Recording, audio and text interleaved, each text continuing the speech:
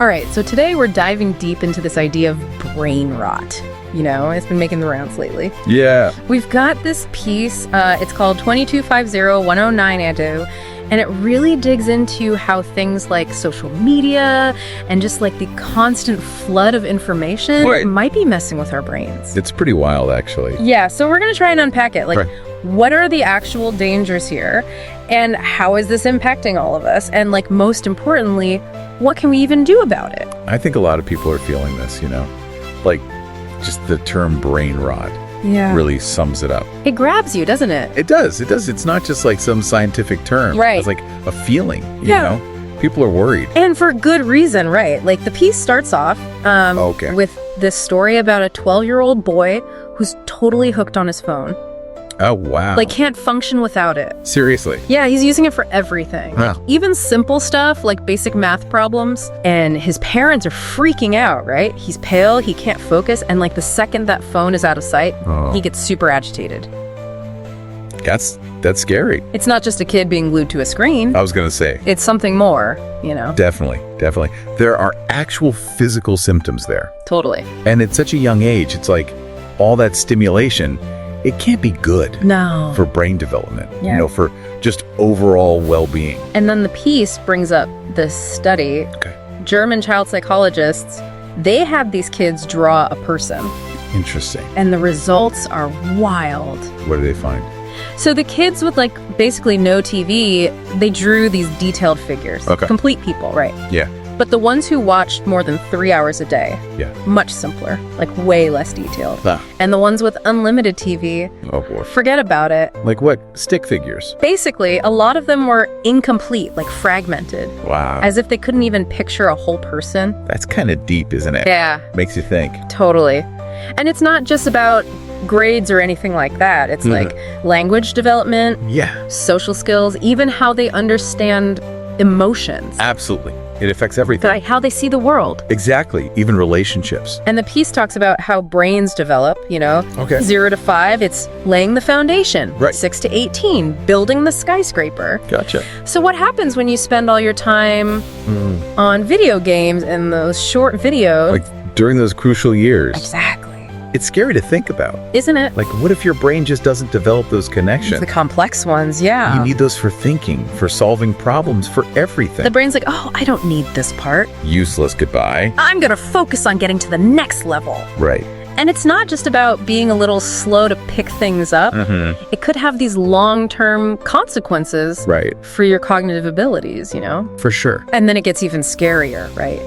Oh, no. Or now. The health consequences. Oh, yeah. They talk about this 13-year-old boy suddenly starts acting super weird, What do you mean weird? head banging, facial twitches, Oh, wow. couldn't even speak or walk. Seriously. Turns out he had immune encephalitis. Oh, my God. And they link it back to excessive phone use. No way. Lack of sleep, constant stimulation could weaken your immune system. It makes sense, though. It's terrifying. But scary. Right. Like, that's serious stuff. It is. And it makes you wonder how often this is happening. Right. Like, do we even know? And it's not just this one case. No. They're seeing more and more kids with strokes, cerebral infarctions, epilepsy. Really? Especially after holidays and summer vacation. That's when they have more free time. Exactly. More screen time. They call it junka. What's that? It's like this idea of junk happiness. Got happy. You get these little bursts of pleasure. You're sacrificing your long-term well-being. Makes sense. So then the piece kind of shifts gears Okay. and starts talking about the psychological impact Interesting. of all this tech. Yeah. There's this quote. Okay. No, we think we're playing with our phones, Yeah.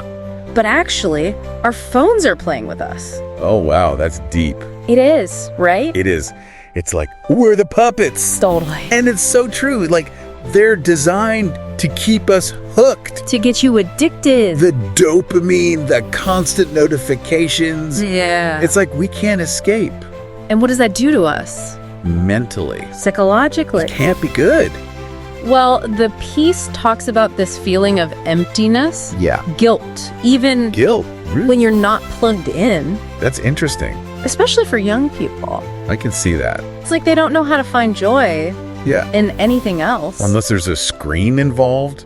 And then you get stuck in this vicious cycle. Right, you need more and more Just to avoid feeling bad. to get that hit. And that brings us to the big one, right? Uh-oh. Mental health. Makes sense. The piece throws out some pretty scary stats. Like what? 9% of boys and over 25% of girls Okay. who are constantly on social media Yeah, suffer from severe depression. that's a lot. It's crazy, right? And it makes you think it has to be connected. To all this tech use, right? All this information, all the negativity. It's overwhelming, It really is. especially on social media. Hold the comparison. It can make you feel so inadequate. For sure, and not just young people. You're right, adults too. We're all vulnerable to it. And then they tell this story about a teenage girl Okay. obsessed with selfies, Oh no. had to get all the likes on social media. I've seen that. If she didn't get enough, Yeah. she'd delete it Really? and try again oh wow. with like crazy poses and You filters. see that a lot. And it's all about validation. Right? Oh, Like, it's like their self-worth depends on it, exactly. which is so messed up. And then this one time, she finally gets tons of likes. Okay. But then someone leaves a mean comment about her ears, Oh no. and it just crushed her. Seriously. Yeah, like completely devastated. It's heartbreaking, you know? It It is. just shows how fragile they are. And the research backs it up. Oh, really? Kids who are always on social media, they Yeah. have a hard time dealing with real life emotions, That makes sense. and they get hurt so easily by these online comments. That's all they know. It's scary stuff. It is. But the good news is there's hope. Oh, yeah. Yeah, the piece actually gives some advice for parents. Okay, I'm listening. Because obviously you can't keep kids away from technology completely, No way, it's everywhere. but parents can help. How so? Well, first, setting boundaries. Makes sense. It's not about being super strict. Right. It's about making agreements, you know? When is it okay to use the phone? Where is it okay? So it's more about structure. Exactly. Creating some balance. And then staying. Finding joy in the real world. I like that. Encourage activities that don't involve screens. Like what? Exploring nature. Yeah. Playing sports. Spending time with family. Right. Things that foster connection. And give them a sense of accomplishment. Exactly. Something real. That doesn't come from a device. Exactly. And the third one? Positive reinforcement. Oh, yeah. Encourage them. Celebrate their achievement. In the real world All right. Help them break free from that instant gratification. that they get from their phone. They talk about this boy who was addicted to gaming, Oh, yeah. but he overcame it through reading. Wow. His parents were so supportive, you know.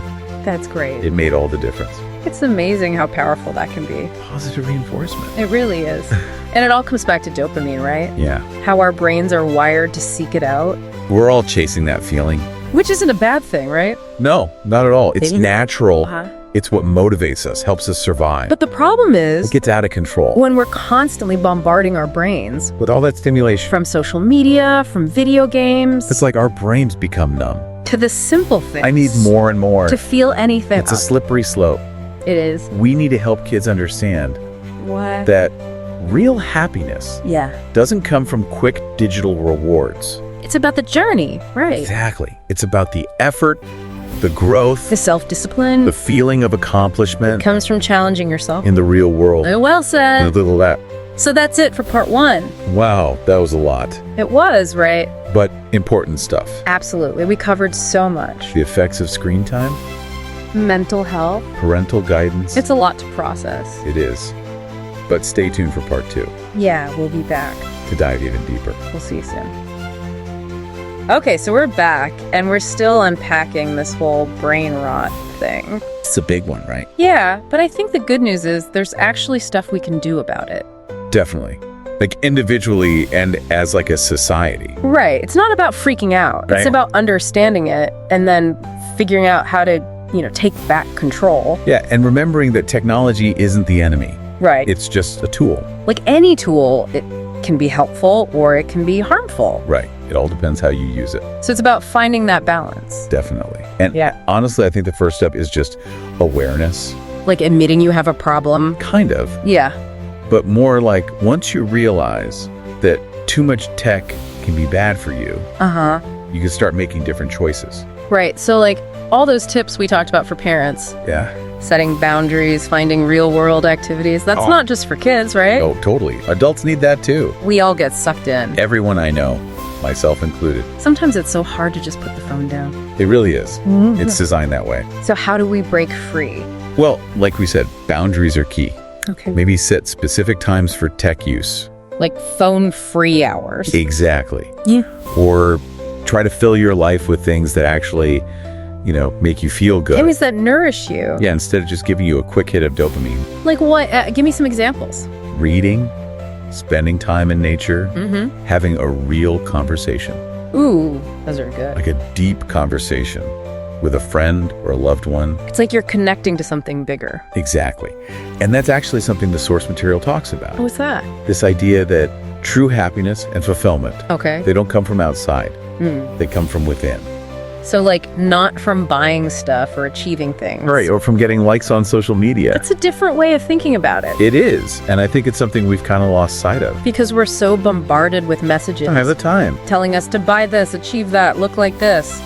And it's all a lie. It's like you're chasing something that's not even real. Exactly. And technology makes it worse. How so? It keeps us distracted. From what? From ourselves. From the present moment, from those deeper feelings. So maybe that's why we feel so empty. It's a possibility. Even when we're constantly connected. Yeah, it's like a paradox. It is.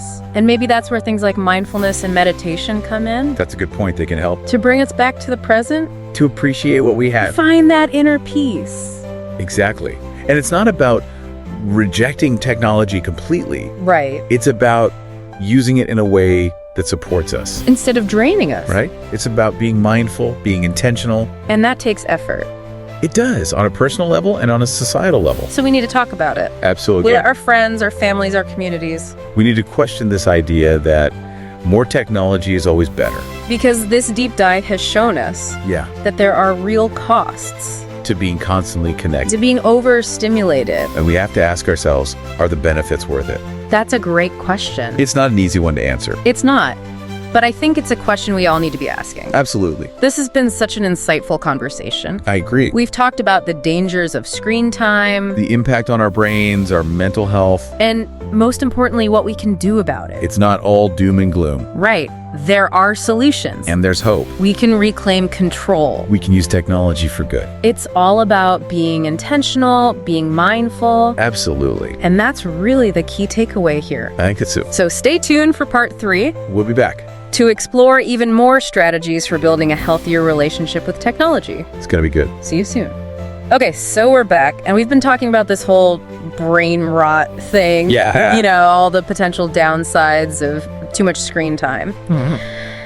But now I kind of want to shift gears and talk about what we can actually do about it. Okay, yeah, the solution. Like, how do we create a healthier relationship with technology? It's a good question, and the good news is that there's actually a lot we can do. Really? Yeah, it's not about throwing away our phones and computers. No way. It's more about being intentional. Intentional. About how we use them. Makes sense. So, like, where do we even start? Well, one thing you can try is tracking your screen time.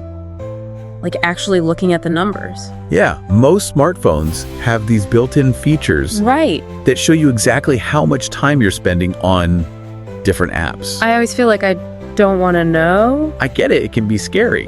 But maybe that's the point, right? It is. It's about awareness. So you see where your time's going. Exactly. And then you can start setting some boundaries. Like we talked about for kids, but this time it's for you. Okay, so I'm setting boundaries for myself. Yeah, maybe cut back on social media scrolling. Okay. Or set time limits for certain apps. That's smart. And we need to be doing this ourselves, right? Absolutely. If you want our kids to learn these healthy habits. We have to model them. It's all about leading by example. Exactly. What else can we do? Well, what about those tech-free zones we talked about? Those are great. Like no phones at the dinner table. Perfect example. Or making your bedroom a screen-free sanctuary. Especially before bed. So important to get a good night's sleep. And it's about reclaiming those spaces. For what? For real connection. For relaxation. Instead of letting technology take over every aspect of our lives. It's easy to let that happen. Well, it is. It's everywhere. So you have to be intentional about creating those boundaries. And making time for things that actually replenish you. Right. Like what kind of things? Exercise, getting out in nature, reading, hobbies. Yeah, things that make you feel good. And they give you a sense of accomplishment. Something you don't get from staring at a screen. You know, it's funny, when you actually do those things, Yeah. you realize how much more rewarding they are. Then scrolling through Instagram or whatever. It's a different kind of satisfaction. It's like a deeper level of happiness. It really is. Yeah. And it's not about being perfect, you know. What do you mean? Like, there will be times when you slip up. Oh, for sure. You get sucked into the internet black hole. Happens to the best of us. But it's important to be kind to yourself. Okay. Don't beat yourself up about it. Just get back on track. Exactly. It's like building a muscle.